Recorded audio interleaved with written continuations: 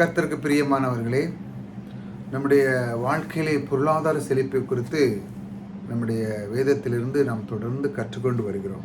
அதிலே கர்த்தர் நல்லவர் என்று நாம் அதை தொடர்ந்து அந்த வார்த்தையை சொல்லி நாம் அதிகமாக கற்றுக்கொண்டு வருகிறோம்.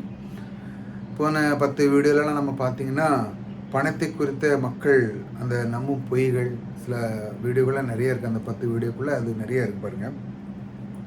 அந்த தொகுப்பு நம்ம சமீபத்தில் முடித்தோம். மக்கள் எப்படிலாம் பொய்களை நம்புகிறார்கள் என்று. நீங்கள் புதிதாக வந்தவங்க யாரும் பார்க்குறாங்கன்னா, அதற்கு முந்தி உள்ள வீடியோ நீங்கள் பார்த்தீங்கன்னா, மக்கள் இந்த செழிப்பை குறித்து எப்படிலாம் சில பொய்களை எப்படி நம்புகிறாங்க. அதாவது பணம் தேவையில்லை, அதெல்லாம் நமக்கு தேவை கிடையாது, அது நமக்கு பரலோகம் தான் முக்கியம் அப்படின்னு நிறைய பேர் கிறிஸ்தவ வட்டாரத்திலே நிறைய பேர் இப்படி பேசுகிறாங்க. இதன் மூலமாக அவங்களுடைய வாழ்க்கை ரொம்ப பரிதாபமான நிலைமையில் இருக்குது. பணம் முக்கியம் இல்லை அப்படின்ட்டு அந்த மாதிரி சில பொய்களை ஆவிக்குரிய மக்களோடு நம்புகிறாங்க பாருங்கள். அன்றாட தேவையான அந்த பணத்தை வேண்டான்னு சொல்கிறாங்க. ஆனால் பொருளாதாரத்தை குறித்து, பணத்தை குறித்து கர்த்தர் நிறைய இடத்துல வேத பாதத்தில் சொல்லி கொடுத்துருக்கிறார், நம்ம கற்றுக் கொடுக்குறார், நீங்கள் இப்படி செழித்து வாழ வேண்டும் என்று. ஆனால் பாருங்கள், நம்முடைய வாழ்க்கையில் கர்த்தர் பொருளாதாரத்தை செழிப்பை நம்மை குறித்து அவருடைய தேவனுடைய விருப்பமும் சித்தமாக இருக்குது. இதை நீங்கள் மனதில் எப்பவும் ஆழமாக புரிஞ்சு வச்சுக்கணும். அவர் நம்மை குறித்த நோக்கமும் சித்தமும் என்ன? நம்மளை செழிப்பாக்குவதற்காக அவருடைய நோக்கம் பாருங்கள். அவர் ஏற்கனவே நம்ம போன வீடியோவில் நம்ம பார்த்தோம். இன்னும் அதிகமாக இதில் நான் உங்களுக்கு எடுத்து சொல்லுறேன். இன்னைக்கு பாருங்கள், 2ஆம் பகுதி என்னவென்றால், மக்கள் அநேக பொய்களை நம்பிக்கொண்டு. இது 2வது பகுதியில் நம்ம அநேக பொய்களை எப்படி நம்புகிறாங்கன்னு பார்க்க போகிறோம். பொய்களை நிறைய பேர் கஷ்டப்பட்டு கொண்டிருந்த பொய்களை நம்பி நிறைய பேர் கஷ்டப்பட்டு கொண்டிருக்கிறார். நாம் என்ன செய்யணும்? சத்தியத்தை அறிய வேண்டும். பொய்களை நம்பினு வச்சாங்கன்னா நம்ம வாழ்க்கையில் செழித்து வாழ முடியும். சத்தியம், தேவனுடைய வார்த்தை என்ன சொல்லிவிடும், தேவன் நமக்கு எப்படி அதை கற்றுக் கொடுக்குறாரு. அதான் நம்ம பார்த்தோம், ஆதியிலே பார்த்தோம். தேவனுடைய அந்த ஆதாமனுடைய அன்பை பார்த்தோம். அவனுக்குள்ளே கொடுத்த அந்த அன்பு, அவனுக்குள்ளே அந்த அன்பை அவர் செலுத்தினார். தேவனுடைய அன்பை அவர் செலுத்தினார். ஆதாம் மேலே அன்பை வைத்து இந்த உலகத்திலே அவ்வளோ அண்ட சராசரி எல்லாம் அந்த படைத்து அவனுக்கு நதிகள், பூமி, பொன் விளைகிற பூமி, பொருள், கனிகள் ஏகப்பட்டது. அதாவது ஒரு மனிதனுக்காக இவ்வளோதான் அப்படிங்கிறது அப்போவே நம்ம இத்தனை வருஷங்கள், ஆயிரக்கணக்கான வருஷங்கள் மேலான ஆகிவிட்டது. ஆனாலும் பாருங்கள், அது ஒரு வியக்க வண்ணமாக ஒரு மனுஷனுக்கு அப்பவும் படைத்தார். அது அவனை ஒரு மனு வர்க்க, அதாவது ஒரு பிரதிநிதியாக தான் அவனை வைத்தார். இப்படி தான் மக்கள் இருக்கணும், இப்படி தான் என்னுடைய பிள்ளைகள்லாம் இருக்கணும் தான், அந்த நோக்கத்தில் தான் படைத்தார். பாருங்கள், மக்கள் இதில் இன்னைக்கு பார்க்க போகிறது மக்கள் நம்பும் பொய்கள். இதுதான் நம்முடைய தலைப்பு. பாருங்கள், இன்னைக்கு மக்கள் நம்பும் பொய்கள், பொருளாதார செழிப்பை குறித்த மக்கள் நம்பும் பொய்கள். இதுதான் இன்னும் நம்ம அதிகமாக பார்க்க போகிறோம். பொய் நம்பர் 1 ஒன்றை எடுத்து உங்களுக்கு சொன்னேன். அதாவது பணம். அதான் நான் போனதில் பொய் நம்பர் 1, பணம் முக்கியம் இல்லை. அநேக பேர் இப்படி சொல்லியிருக்காங்க. ஆனால் பாருங்கள், அது எப்படி தான் நம்புகிறாங்களோ தெரியல. வெளியே போனீங்க நீங்கள் பாருங்கள், பஸ்ஸில் ஏறினா தான், பெட்ரோல் பம்பில் போனாலும், ஸ்கூலுக்கு அட்மிஷன், பிள்ளைக்கு எல்லா இடத்தும் பாருங்கள், எல்லாத்துலேயும் பணம் தேவைப்படுகிறது. அதாவது எப்படி தான் நம்புகிறாங்க, அது பணம் இம்பார்ட்டன்ட் என்னென்று அநேக பேர் இப்படி சொல்லி கொண்டிருக்கிறார்கள். அது மிகப்பெரிய தவறு. இன்றைக்கி 2வது பொய்யை நான் உங்களுக்கு காமிக்க போகிறேன். பாருங்கள், இது ரொம்ப கவனமாக கவனிங்க. 2வது பொய், அதாவது என்னன்னு பாருங்கள், சிலர் ஐஸ்வர்யவான்கள் படியும், சிலர் தரித்திரத்திலே இருக்கும்படியும் தேவனால் உண்டாக்கப்பட்டிருக்கிறார்கள் என்று அநேகர் இன்று மனதார நம்புகிறார்கள். மனதார பாருங்களேன், இந்த உலகம் பாருங்கள், ஒரு பீப்புள், இப்போ ஒரு கிராமம்னு இருந்துக்கிட்டிங்களா, அதில் ஒரு 20 குடும்பம் தான் பெரிய பணக்காரங்களுக்கும், மற்ற குடும்பம்லாம் இருக்காங்க. ஒரு நகரத்தை பார்த்திங்கன்னா அதில் ஒரு 1000 பேர் இருப்பாங்க, கொஞ்சம் பேர் குறையாக தான் இருக்கும். உலகத்தை பார்த்திங்கன்னா இப்படி நிறைய பேர் இப்படி இருக்காங்க. அது எப்படி நம்புகிறாங்க பாருங்கள். அதை எப்படி சில பேர் ஐஸ்வர்யங்களாகவும் அவங்களால ஆயிரம்படியும், அவங்கள ஐஸ்வர்யங்களாக இருக்கும்படியாகவும், சில பேர் தரித்திரத்திலேயே இருக்கும்படியாகவும், அவங்கள ஐஸ்வர்யனாகவே வைக்கும்படியாகவும், சில தரித்திரத்திலே இருக்கும்படியாகவும் அப்படி தான் உண்டாகிருக்கிறார், அப்படி தான் தேவன் உண்டாக்கிறாங்க. இப்படி நம்புகிறாங்க பாருங்கள். மனதார நம்புங்க. அதுவும் கிறிஸ்துவ வட்டாரங்களில் இது ரொம்ப பரவி வருகிறது. இப்படிப்பட்டதான் அப்படி இருக்கிறாங்க, அது தேவனால், அதனால தான் அப்படி இருக்காங்க. அவங்க ஒரு சிலர் தான் ஆசீர்வதித்து, ஒரு சிலர் இன்னும் அப்படி தான் இருக்காங்க. சிலர் இப்படி சொல்லிக்கொண்டு பார்த்துருப்பீங்க. சில பேர் சொல்லுவாங்க, அவனவன் தலைவிதி என்ன இருக்கோ அப்படி தான் எழுதியிருக்கும், அப்படி சொல்லுவாங்க. பாருங்கள், நான் எப்படி இருக்கிறேன் என்றால் கர்த்தர் எனக்கு வைத்த தலைவிதி இப்படி தான் நிறைய, அவர் எனக்கு இப்படி தான் எழுதியிருக்காரு, நான் இப்படி தான் வாழ்வேன் அப்படின்னு சொல்லுங்கள்.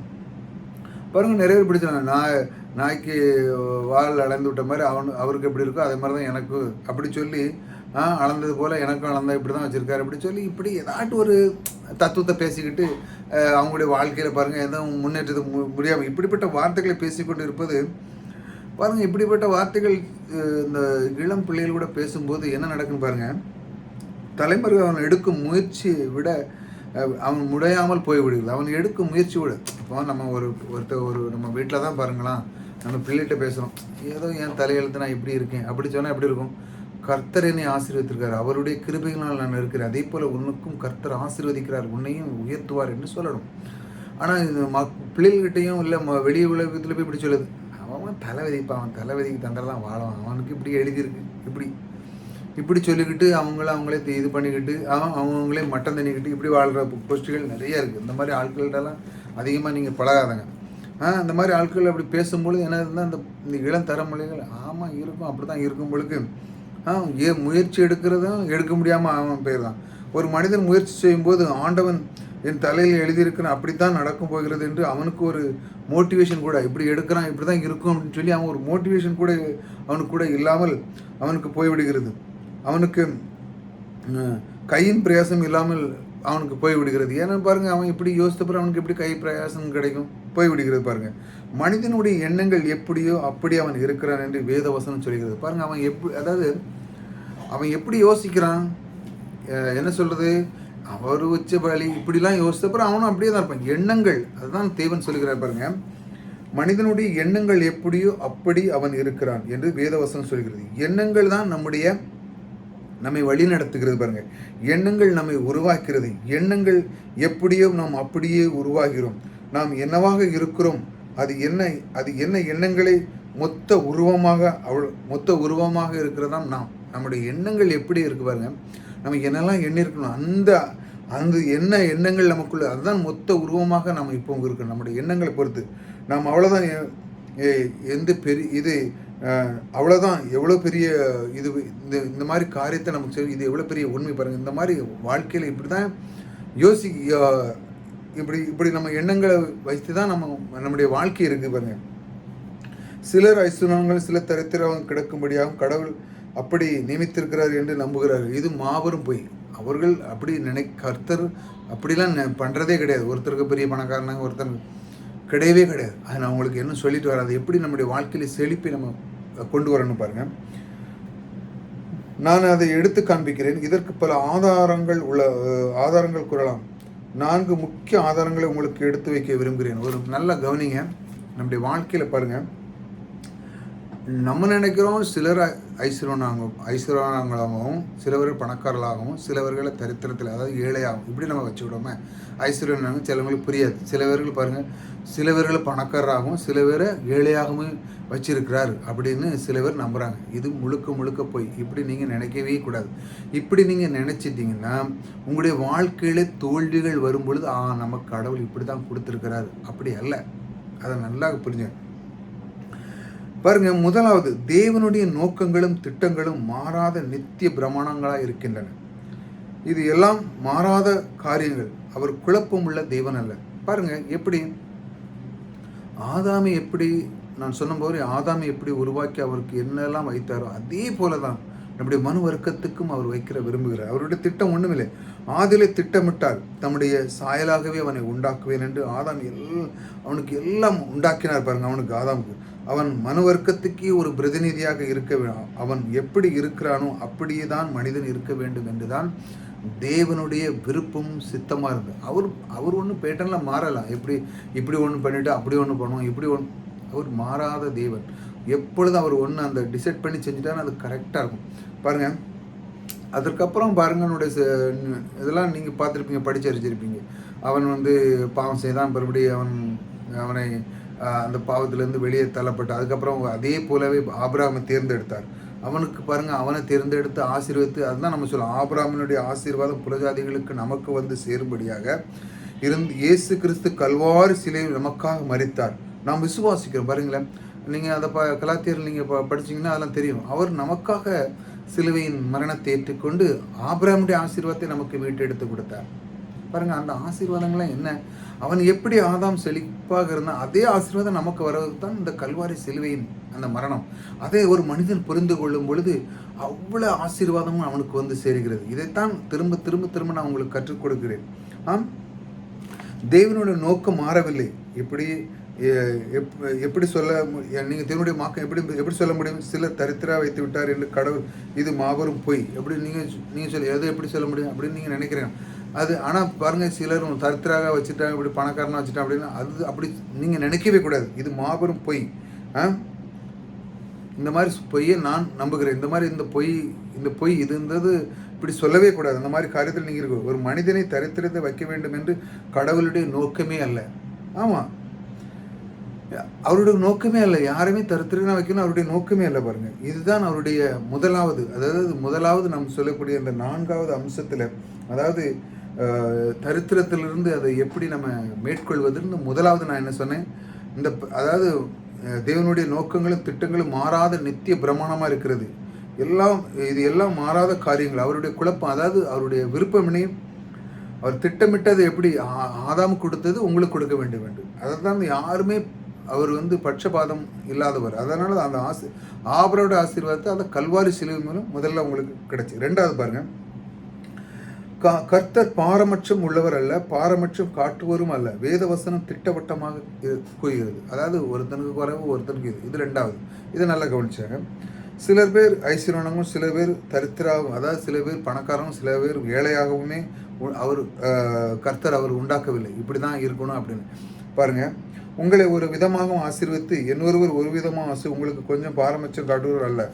மனுக்குலத்துக்கு ஒரு நோக்கத்தை வைத்திருக்கிறார், அதுதான் நிறைவேற்ற விரும்புகிறார்.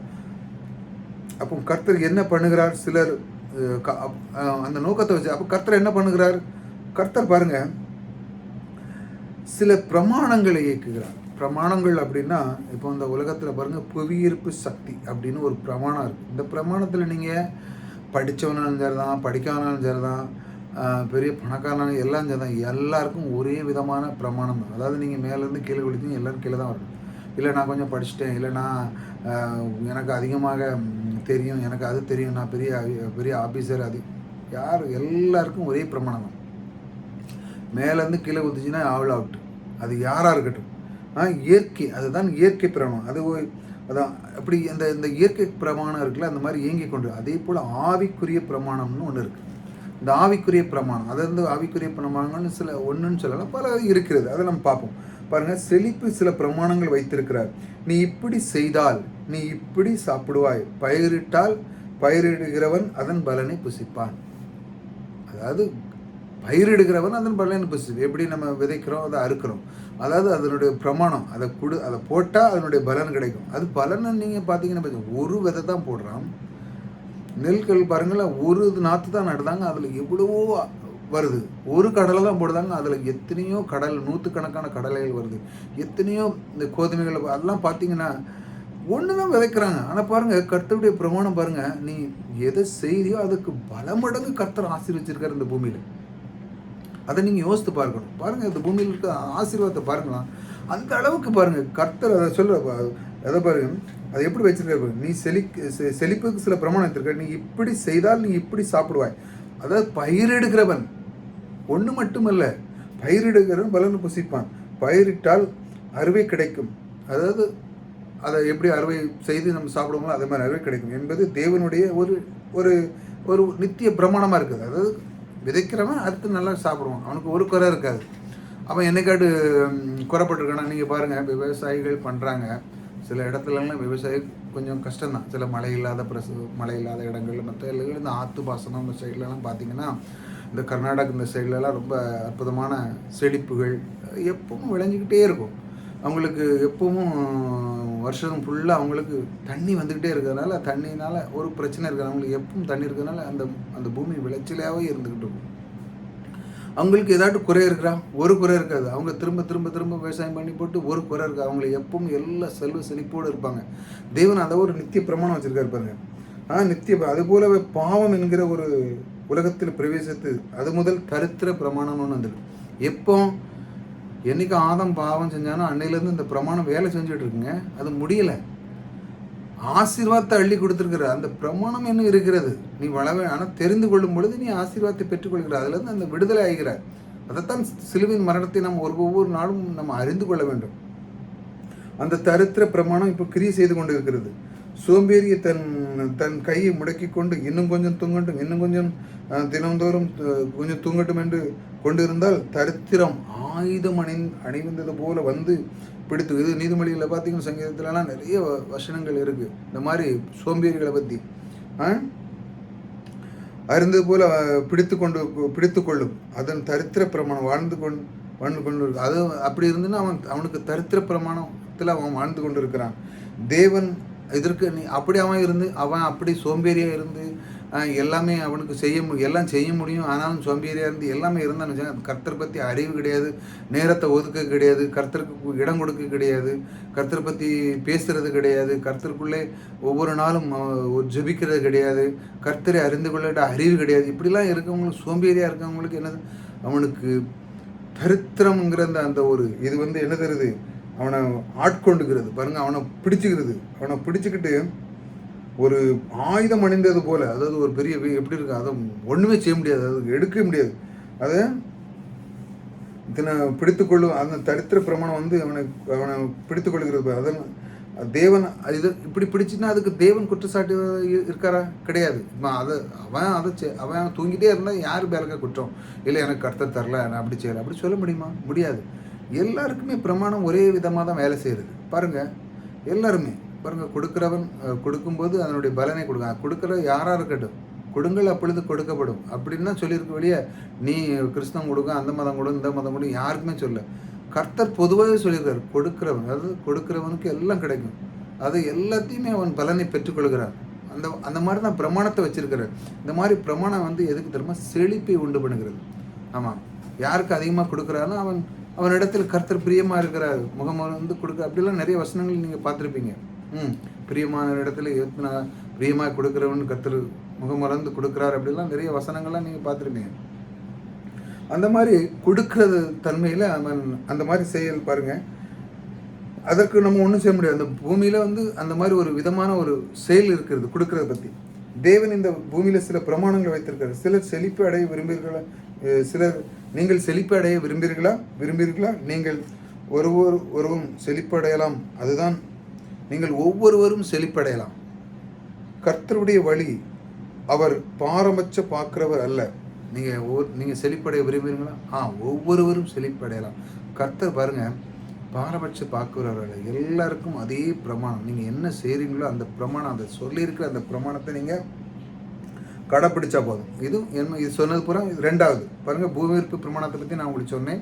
இது எல்லாத்துக்குமே இயங்கி இருக்குது. அதனால் செழிப்புக்கு ஒரு பிரமாணம் இருக்குது. அதாவது இந்த செழிப்புக்கு பயிரிடுகிறவன் எதை பயிரிட்டு அவன் செய்கிறானோ அதை நீங்கள் பெற்றுக்கொள்ளலாம். அதாவது நீங்கள் விதைக்கணும், விதைச்சாதான் அறுவடை கிடைக்கும். அந்த மாதிரி சில பிரமாணங்கள் இருக்குது. கொடுப்பது மூலமாக, சில விதைக்கிறது மூலமாக இருக்கிறது. அந்த பிரமாணத்தின் மூலமாக நீங்கள் செழிப்படையலாம். அது நம்மளுடைய மனதை பில்ட் பண்ணணும். அதாவது எப்படி கொடுக்கணும், எப்படி செழிச்சு வளரணும் அப்படின்னு. சோம்பேறியாக இருக்கக்கூடாது. எப்பொழுதும் நீங்கள் எதாட்டு செய்யணும். ஒரு சிலவங்கெல்லாம் பார்த்தீங்கன்னா கோழி பண்ணை, முட்டை பண்ணை, அதை எதையாட்டு வச்சுட்டேன். சிலவங்க நினச்சி அது ரொம்ப நாத்தம் பிடிக்கும், அதை இதையா செய்யணும், அப்படியே செய்யணும். அப்படி முடியலன்னா அப்பளம் பண்ணலாம், ஊறுகாய் பண்ணலாம், அகர்பத்தி பண்ணலாம், ஏதோ ஒன்று செய்யலாம்ல. சும்மா பேசிக்கிட்டு இருக்கக்கூடாது. ஊதாரித்தை நம்ம தூங்கிக்கிட்டு வாங்கிட்டு எதையாட்டு வருமானத்தை பார்க்கணும். நேரத்தை விட்டுறக்கூடாது.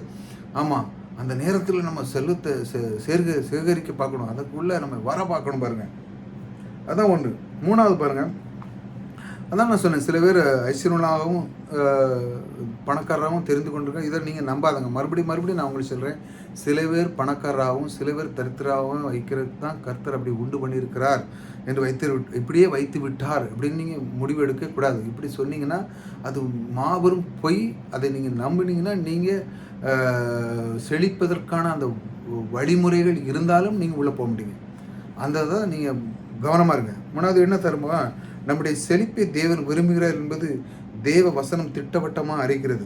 அதான் நான் ஏற்கனவே உங்களுக்கு 10 வீடியோவாக நிறைய அதை சொல்லியிருக்கேன். தேவனுடைய செழிப்பை விரும்புவது அவருடைய நம்மளை குறித்து அவருடைய சித்தமும் விருப்பமாக இருக்குது. தேவனுடைய அந்த செழிப்பை குறித்து நம்முடைய வாழ்க்கையில் அவர் ரொம்ப விரும்புகிறார் நம்மளை குறித்து. 3 யோவான் 2ல் 3 யோவான் 2 நான் உங்களுக்கு படிக்கிறேன். 3 யோவான் 2 கர்த்தர் சொல்லுகிறார் பாருங்க. 3 யோவான் 2ல், பிரியமானவனே, உன் ஆத்துமா வாழுகிறது போல நீ எல்லாவற்றிலும் வாழ்ந்து சுகமாய் இருக்கும்படி வேண்டுகிறேன் அப்படின்னு சொல்லியிருக்கு. 3 யோவான் 2ல் எல்லாவற்றிலும் சுகமாக இருக்கு பாருங்க. கர்த்தர் சொல்லுகிறார், நீ என்னுடைய நோக்கங்கள் இருக்கிறது. என்னுடைய நோக்கம் இன்னும் இருக்குப்பா. அவர் சொல்றார், என்னுடைய நோக்கம் என்ன? அவருடைய நோக்கம் என்ன? நம்மளை செழிக்க வைக்கிறது. இப்படித்தான் இருக்க வேண்டும் என்று நான் தீர்மானிக்கிறேன். அதற்காக நான் உன்னை நீ இப்படித்தான் வாழணும். நீ செழித்து இருக்கணும், நன்றாக இருக்கணும். உன் ஆத்துமா வாழ்வது போல நீ செழித்து சுகமாக இருக்க வேண்டும் என்று தான் அவர் விரும்புகிறார் பாருங்கள். எல்லாவற்றிலும் வாழ்ந்து நீ சுகமாக இருக்க வேண்டும் என்று. இதுதான் இந்த 3வது இந்த காரியத்தில் கொஞ்சம் ஏற்கனவே நான் உங்களுக்கு சொல்லியிருக்கேன். அதை இன்றைக்கி கொஞ்சம் லைட்டாக அதை சொல்ல ஆரம்பிச்சிருக்கேன். அதை தான் நீங்கள் அதை கொஞ்சம் கற்றுக்கொள்ளுங்க. கர்த்தர் சொல்லுகிறார், அதாவது சொன்னார்ல, என்னுடைய நோக்கங்கள், அதாவது அவருடைய நோக்கங்கள் என்ன இருக்கிறது? இப்படித்தான் நீ இருக்க வேண்டும், நீ இப்படி வாழ வேண்டும், நீ சுகமாக திரும்ப அதற்காக நான் உன்னை வைத்திருக்கிறேன். நீ நான் பரலோகம் மட்டும் போனால் போதும் அப்படிலாம் நீ சொல்லாத. நீ இதை என்னிடம் சொல்லாத, அப்படி செய்யணும் இப்படி செய்யணும் நீ என்னிடம் சொல்லாத. நான் சொல்வது நீ கவனி என்று கர்த்தர் சொல்லுகிறார். இயேசுவோடு கூட வாழ்ந்த அந்த சிஷ்யர் சொல்லுகிறார், இயேசு நான் மாமிசத்தில் கண்டேன், நான் தொட்டு பார்த்திருக்கிறேன், கண்ணால் பார்த்திருக்கிறேன், அவர் போதனையை கேட்டிருக்கிறேன். அது மட்டுமல்ல, அதை குறித்த வெளிப்பாட்டையும் நான் பெற்றிருக்கிறேன். தேவனுடைய சித்தம் என்பது விளங்குகிறது. தேவனுடைய சித்தம் என்பது அவருக்கு விளங்கிற்று என்று சொல்லுகிறது. என்று அவர் சபைக்கு அது விளங்கிற்று என்று சபைக்கு போதிக்கிறார். பிரியமானவரே, உன் ஆத்துமா அதான் சொல்கிறார், பிரியமானவனே உன் ஆத்துமா வாழ்வது நீ பிரியமானவனே உன் ஆத்துமா வாழ்கிறது போல நீ எல்லாவற்றிலும் வாழ்ந்து சுகமாக இருக்கும்படி, எல்லாவற்றிலும், 1ல் கிடையாது, 2ல் கிடையாது, எல்லாத்திலுமே வாழ்ந்து நீ சுகமாக இருக்கும்படி, நீ எல்லாவற்றிலும் வாழ்ந்து சுகமாக இருக்கும்படி தான் தேவனுடைய திட்டவட்டமான அந்த விருப்பமும் நோக்கமாக இருக்கிறது. இதை நல்லா புரிஞ்சுக்கிடணும். அதனால் நீங்கள் இப்படி சொல்லவே கூடாது. சில பேர் இப்படி ஐஸ்வர்யனாகவும் வச்சுருக்கு, பணக்காரன் வச்சுருக்காரு, அப்படி ஏழையாகவும் வச்சுருக்காரு அப்படின்னு நீங்கள் இந்த மாதிரி வார்த்தைகளை பேசாதங்க. இப்படி பேசுகிறவரோட நீங்கள் பழகாதங்க. அந்த வார்த்தைகளெல்லாம் கேட்டிங்கன்னா உங்களுடைய வாழ்க்கையில செழிப்பை நீங்கள் அடையவே முடியாது. 3வது நான் என்ன சொன்னேன்? பிரியமானவனே உடைய ஆத்துமா வாழ்கிறது போல் எல்லாவற்றிலும் வாழ்ந்து சுகமாக இருக்க வேண்டும். அப்படி தான் தேவனுடைய திட்டவட்டமான நோக்கம். அவர் சொல்லுகிறார், நான் உன்னை இப்படி தான் வைக்க ஆசைப்படுகிறேன். அவர் விருப்பமாக சொல்லுது. இதுதான் நான் ரொம்ப வாரமாக உங்களுக்கு போதிப்பேன். புதுசாக பாருங்கள், அதை உள்ளுக்குள்ளே போன வீடியோவில் எல்லாத்தையும் திட்டவட்டமாக அதில் நிறைய கர்த்தர் சொல்லியிருக்கிற பாருங்கள். அந்த மாதிரி நம்முடைய செழிப்பை குறித்து அவர் விரும்புகிற காரியத்தை நிறைய நான் போதிச்சிருக்கேன். அதை நீ பாருங்கள். 4வது காரியம் பாருங்கள், உபாகம் 8:18 படிக்கிறேன். உபாகம் 8:18 உங்களுக்கு காமிக்கிறேன். உபாகம் 8:18 என்ன கொடுத்துருக்கு பாருங்க. உன் தேவனாகிய கர்த்தரை நினைப்பாக, அவரே உன் பிதாக்களுக்கு ஆணையிட்டு கொடுத்த தம்முடைய உடன்படிக்கையை உறுதிப்படுத்தும்படியாக இந்நாளில் உனக்கு உண்டாகியிருக்கிறது போல ஐஸ்வர்யத்தை சம்பாதிக்கிறதுக்கான பலனை உனக்கு கொடுத்திருக்கிறார். ஐஸ்வர்யத்தை சம்பாதிக்கிற பலனை உனக்கு கொடுத்திருக்கிறார். ஐஸ்வர்யத்தை சம்பாதிக்கிற இவ்வளோ அற்புதமான ஒரு தேவன் பாரு. அவர் உடன்படிக்கையை நினைவு கூறி அதை கொடுக்கிறார். கர்த்தரை நினைத்துப்பார். பாருங்க, அவர் கர்த்தரை நினைத்துப்பார். அவர் யார்? அநேக பேர் இப்படி நினைப்பதில்லை. கர்த்தரை நினைத்துப்பார். அனைவரும் எப்படி நினைக்கிறாங்க பாருங்க. என்ன நினைத்து பார்க்க வேண்டும்? அவர் ஐஸ்வர்யத்தை சம்பாதிக்கிற பலனை எனக்கு கொடுத்திருக்கிறார். நிறைய பேர் என்ன யோசிக்கிறாங்க? சில பேர் பணக்காரராகவும் சில பேர் தரித்திரம் இப்படி தான் அவர் கர்த்தர் தான் வைத்திருக்கிறார் என்று நினைக்கிறார். இப்படி நினைச்சா எப்படி நடக்கும்? கர்த்தர் மேலே பலிய போடுது. கர்த்தர் மேலே தான் எல்லாம், இது கர்த்தர் தான் வச்சிருக்காரு, அவனை பணக்காரனாக இருக்கிறார், இவனை பிச்சைக்காரனாக இருக்கிறார். அப்படி அல்ல. அவர் ஒரு பாரபட்ச அவர் எல்லாருமே ஆதாமை எப்படி, அவன் தான் பிரதிநிதி, அவன் எப்படி இருக்க வேண்டும், மனு வர்க்கமே அப்படி தான் இருக்கணுங்க. ஆமாம், பாவம் நுழைஞ்ச உடனே தான் அந்த சொன்னது போல பாவங்கிற அந்த பிரமாணம் உள்ள வேலை செஞ்சுட்டு இருக்கு. அதுலேருந்து நீங்கள் வெளியே வரணும். அதுக்கு தான் கல்வாரி சிலுவை நம்ம ஒவ்வொரு நாளும் அறிந்து கொள்ள வேண்டும். அதான் திரும்ப நான் உங்களுக்கு சொல்லேன், சம்பாதிக்க பலனை கொடுக்க என்பதை நினைத்து பாருங்கள். சம்பாதிக்கிற பலன் கொடுக்கிறது மட்டுமல்ல, ஐஸ்வர்யத்தை சம்பாதிக்கிற பலனை கொடுத்திருக்கிறார். அது சம்பாத்தியம் மட்டுமல்ல, எல்லாத்திலுமே.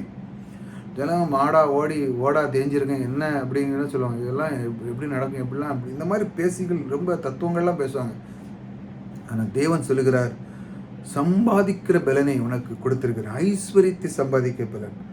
நம் தரித்திரம் பற்றாக்குறையில் வாழ்வதற்கல்ல, நம்முடைய வாழ்க்கையை பற்றாக்குறையில் வாழ்வதற்கல்ல, நம்முடைய ஐஸ்வர்யமான வாழ்வதற்காகவே பலனை கொடுத்திருக்கிறார். நாம் ஐஸ்வர்யனாக வாழ்வதற்காகவே அவர் பலனை கொடுத்திருக்கிறார். ஐஸ்வர்யத்தை சம்பாதிக்க பலனை கொடுத்த கர்த்தர் தரித்திர வைப்பாரா? சொல்லுங்க, வைக்க மாட்டார்.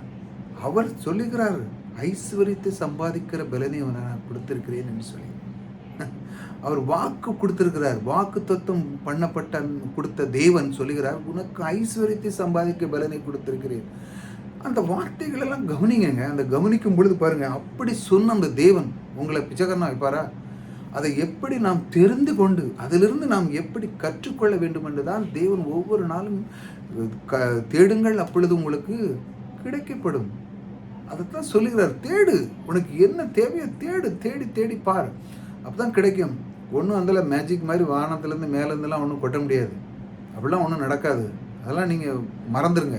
எப்படி அவன் தருவான், இவன் தருவான், யாரும் தர மாட்டாங்க இந்த உலகத்தில். நீங்கள் தான் அதை எல்லாம் எடுத்து செய்யணும். பாருங்கள், பாருங்கள், அவர் ஒரு நாளும் தரித்திரத்தில் வைக்க மாட்டார். ஐஸ்வர்யத்தை சம்பாதிக்க பலன் கொடுத்தவர் உங்களை ஒரு நாளும் தரித்திரத்தில் வைக்க மாட்டார்.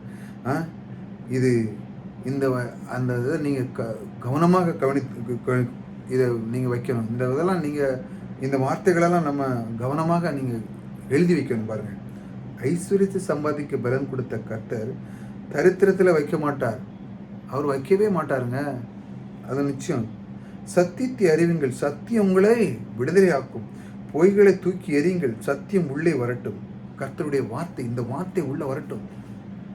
சத்தியம் என்பது தேவன் சொல்லியிருக்கிறார், உடன்படிக்கையின் தேவன் சொல்லியிருக்கிறார், ஐஸ்வர்யத்தை சம்பாதிக்கிற பலனை கொடுத்திருக்கிறேன். சம்பாத்தியத்தை மட்டுமல்ல, ஐஸ்வர்யத்தை சம்பாதிக்கிறது தான் 4வது. பாருங்க, அந்த சம்பாத்திய கொடுங்க. தூக்கி எறியன்னு பொய்ய, கர்த்தருடைய சித்தத்தை அறிந்து கொள்ளுதல், தேவனுடைய வசனத்தை கவனிங்கள், அவர் இன்னும் அதிகமாக தியானிங்கள், இன்னும் அதிகமாக அவருக்குள்ளே ஒவ்வொரு நாளும் ஒவ்வொரு வீடியோவில் நீங்கள் பார்க்க. நான் என்னுடைய வீடியோவில் பார்த்தீங்கன்னா, கர்த்தர் உன்னை தினமும் தேடுகிற தலைப்பில் போடுறேன். கர்த்தருடைய வார்த்தையில் நம்முடைய இருதயத்தை எப்படி பலப்படுத்தணும்னு ஒரு 67, 66 வீடியோவில் இருக்குது. அதை பாருங்கள். இப்போ கர்த்தருடைய வார்த்தையில் நம்முடைய வாழ்க்கையில் செழிப்பை எப்படி கொண்டு வருகிறது என்று நான் தொடர்ந்து போட்டுக்கொண்டு இருக்கிறேன்.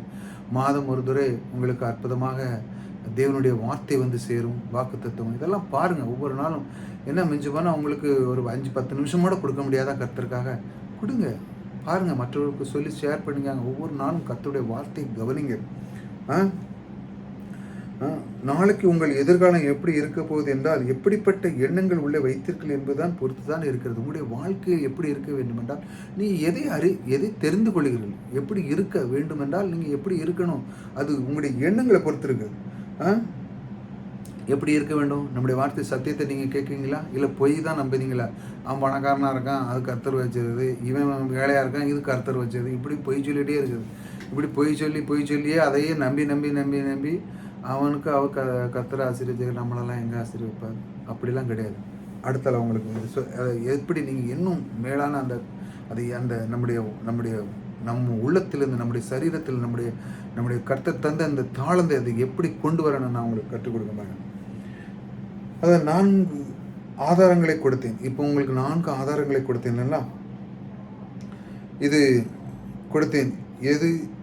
எது பொய் என்பது, இது எது பொய், இதெல்லாம் சொல்லி உங்களுக்கு கொடுத்தேன். இதெல்லாம் பொய் என்று சொல்லி கொடுத்தோம்ல, இதெல்லாம் நீங்கள் கவனமாக கவனிச்சுக்கிடணும். ஒரு காரியத்தை சொல்ல விரும்புகிறேன். அதாவது பாருங்கள், இந்த இன்னொரு காரியத்தை உங்களுக்கு சொல்ல, இந்த 4 காரியம் சொல்லிடுறேன். இதுக்கப்புறம் அந்த 4 காரியத்துக்கு அப்புறமும் இன்னொரு காரியத்தை உங்களுக்கு சொல்லுகிறேன் பாருங்கள். அதாவது காட் பிரின்சிபல் அப்படின்னு ஒன்று இருக்குது பாருங்கள். 4 வேத கோட்பாடுகள் இருக்கிறது. தேவனுடைய பிரின்சிபல், இதை பார்த்து வேண்டுமென்றால் கிரியை செய்யும். இந்த யாருக்குனாலும் கிரியை செய்யும். இந்த தேவனுடைய பிரின்சிபல் பாருங்கள். தேவன் இப்படித்தான்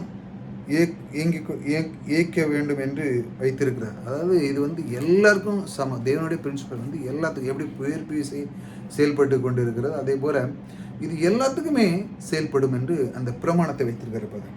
இந்த பிரின்சிபல், அதாவது அந்த தரித்திரத்தில் செழிப்பை கொண்டு வருது. இந்த பிரின்சிபல் பாருங்கள், தரித்திரத்திலேருந்து, அதாவது ஏழையிலேருந்து செழிப்பை, பணக்காரனை எப்படி கொண்டு செழிக்க கொண்டு வந்து விடும். இந்த மாதிரி இந்த பிரின்சிபலை நீங்கள் கடைப்பிடிச்சிங்கன்னா தரித்திலிருந்து செழிப்பை கொண்டு வந்து விடும். அது என்ன கோட்பாடுகள் என்று நம்ம பார்ப்போம். இதுதான் ரொம்ப முக்கியம். அந்த நாள் சொன்னேன், அந்த பொய்களெல்லாம் நம்பி விட்டு ஏன்னா நம்முடைய வாழ்க்கையில் அந்த பொய்களெல்லாம் விட்டு என்ன இந்த எப்படி அதை இன்க்ரீஸ் பண்ண, அதாவது நம்முடைய வாழ்க்கையிலே கீழிருந்து, அதாவது நமக்கு ஒருத்தன் இருக்கான், ஏழையாக இருக்கான், இப்போ அவன் பணக்காரனாக இருக்கும், அந்த பொய்களெல்லாம் நான் விட்டுறேன் அப்படின்னு நீங்கள் ஏற்றுக்கொள்ளுன்னு வச்சுங்களேன். இல்லை நான் நம்பலை, அந்த பொய்களெல்லாம் நான் நம்ப மாட்டேன், என்ன அப்படிலாம் இருக்க, கர்த்தர் அப்படி இல்லை, என்னையும் கர்த்தர் ஆசீர்வதித்திருக்கிறார், என்னையும் உயர்த்த அவர் வல்லவராக இருக்கிறார் அப்படின்னு நீங்கள் மனதார விசுவாசிக்கும் பொழுது இந்த வார்த்தையை கவனிங்க. இந்த 4 முக்கியமான இந்த அம்சங்களை நமக்கு பார்ப்போம். மனுஷன் தனக்குள் இருக்கிற தன்னுடைய தாளந்துகளை அவன் வளர்த்து கொள்ள முடியும். அதாவது தாளந்து அப்படின்னா நமக்குள்ளே எல்லா மனிதர்களுக்குள்ளே பாருங்க ஒரு தாளந்து இருக்கும். சொல்லுவாங்க, உனக்குள்ள ஒரு டேலண்ட் இருக்கும்பா, அதை கண்டுபிடி அப்படிம்பாங்க. பாருங்களா, ஊரில் பாருங்க, உனக்குள்ளே ஒரு டேலண்ட் இருக்கும், ஏதோ ஒன்று இருக்குது. அவன் எல்லாரும் பிள்ளைகள்லாம் பார்த்தீங்கன்னா, நிறைய பேரண்ட்ஸ்லாம் டீச்சர்லாம் பார்த்தீங்கன்னா அவனுக்குள்ளே ஒரு திறமை இருக்கும். அவன் சில நேரத்தில் நல்லா பேசுகிறான், சில நேரத்தில் நல்லா டான்ஸ் ஆடுறான், சில நேரத்தில் நல்லா நகைச்சுவை பண்ணுறான், சில நேரத்தில் விளையாட்டுத்தன்மை, ஏதோ ஒன்று அவன்கிட்ட ஒரு டேலண்ட் இருக்குது உள்ளுக்குள்ளே அப்படின்னு சொல்லுவாங்க. இந்த பேரண்ட்ஸ் சொல்லுவாங்க, பிள்ளை தாய் தகப்பன்லாம் அப்படி சொல்லுவாங்க. அந்த மாதிரி அந்த திறமைகளை வளர்த்து கொள்ள முடியும். அது வெளிப்படுத்தும் போது அந்த திறமைகளை அவன் வெளிப்படுத்துகிறான். ஒரு மனுஷன் வந்து பாருங்கள், உள்ளுக்குள்ளே ஒரு திறமை இருக்குது. இப்போ நான் எனக்கு ஒரு திறமை வந்தேன்னா நான் யார்கிட்டையும் நின்று 10 பேர் நின்று, ஏன்னா 100 பேர் நான் பேசுவேன். எனக்குள்ள ஒரு திறமை. நான் யாருனாலும் ஏதாட்டு ஒன்று பேசணுன்னா நான் பேசுவேன். எங்கள் ஆஃபீஸ்லேயும் அப்படி தான், எல்லோரும் என்னையும் கூப்பிடுவாங்க, நான் உடனே பேச ஆரம்பிச்சிடுவேன். மற்றவங்க போக மாட்டாங்க. அதாவது அவங்களுக்குள்ள ஒரு இது இருக்கும், ஒரு ஹெசிடேட், அதாவது தயக்கத்தன்மை, அதாவது போக மாட்டாங்க, வெட்கப்படுவாங்க. அதனால் நானும் என்னையெல்லாம் கூப்பிட்டா உடனே போயிடுவேன். எனக்கு பேசுகிறதுன்னா ரொம்ப பிடிக்கும். எனக்கு அது ரொம்ப ஆர்வமானது. நான் எப்போவுமே வார்த்தைகளை, கர்த்தருடைய வார்த்தையை எடுத்து பேசுகிறது, மற்றவங்கள்ட்ட ஏதாட்டு பேசுனா ரொம்ப நகைச்சுவை ஏதாட்டு பேசுவேன். எனக்கு அதுக்குள்ளே ஒரு அந்த இது ரொம்ப கிரேஸாக இருக்குது. எனக்கு பேசுகிற திறமை ரொம்ப இருக்கும். நான் எல்லாத்துக்கிட்டையும் நின்று பேசுவேன். எனக்கு கண்டிப்பாக என்னையா ஏதாட்டு பேசணும் அப்படின்னு சொல்லிடுவாங்க. அதனால் அந்த வார்த்தைகளை நான் கண்டிப்பாக ஏதாட்டு ஒன்று சொல்லுவேன், நகைச்சுவாக ஏதாட்டு சொல்லுவேன், இல்லைன்னா ஏதாட்டு மோட்டிவேஷனான ஒரு சில வார்த்தைகளை சொல்லுவேன். இதெல்லாம் கண்டிப்பாக போவேன். அப்போ கூப்பிடலான்னு நானே போய் பேசுவேன். அந்த மாதிரி எனக்குள்ளே அது தூண்டிக்கிட்டே இருக்கும் பாருங்கள். அந்த மாதிரி உங்களுக்குள்ளே இருக்கிற அந்த திறமை, சில பேர்கள் பாருங்கள் நல்லா ட்ராயிங் பண்ணுவாங்க, சில பேர்கள் இந்த மாதிரி வாகனங்கள் வந்து மெக்கானிக், நிறைய திறமைகள் இருக்குது பாருங்கள். இதெல்லாம் வெளியே கொண்டு வரும்போது அதன் மூலமாக அவனுக்கு வாழ்வு உண்டாகிறது. அந்த திறமைகள்லாம் வளர்க்கும் போது பாருங்கள், அவனுக்கு வாழ்வு. இது தேவனுடைய ஒரு கோட்பாடாக இருக்கிறது பாருங்கள். இது தேவனுடைய ஒரு கோட்பாடாக இருக்குது. இந்த மாதிரி இருக்கும் பொழுது இந்த திறமைகளை நாம் வெளியே கொண்டு வரும்போது, மனிதனுடைய திறமைகள் உங்களுக்குள்ளே இருக்குது. நீங்கள் நிறைய பேர் சிலவங்க சொல்லுவாங்க, எனக்கு இவ்வளோ திறமை இருந்து நான் ஒன்றுமே முடியல. ஆனாலும் அதை நீங்கள் லைட்டாக விட்டுருந்தீங்க. அதை நீங்கள், அதாவது அது என்ன சொல்லணும்னா, இப்போ ஒரு விதைக்கிறேன்னு வச்சுக்கலாம். இப்போ உங்களுக்குள்ள ஒரு திறமை இருக்குது. இந்த திறமை என்ன பண்ணுது, இப்போ தான் நீங்கள் அதை தான் இப்போ தான் நீங்கள் கண்டுபிடிச்சிருக்கீங்க. நிறைய பேர் என்ன பண்ணுவாங்க, அதை செஞ்சுட்டே இருப்பாங்க. அந்த திறமை 1 வருஷம் 2 வருஷம் திரும்ப தான் அதுக்கு அவங்களுக்கு நான் என்கிட்ட இருக்கிறது, நான் இது என்னுடைய திறமை இவ்வளோ தான், ஆனாலும் எனக்குடைய வாழ்க்கையை முன்னேற முடியல அப்படின்னு விட்டுறது.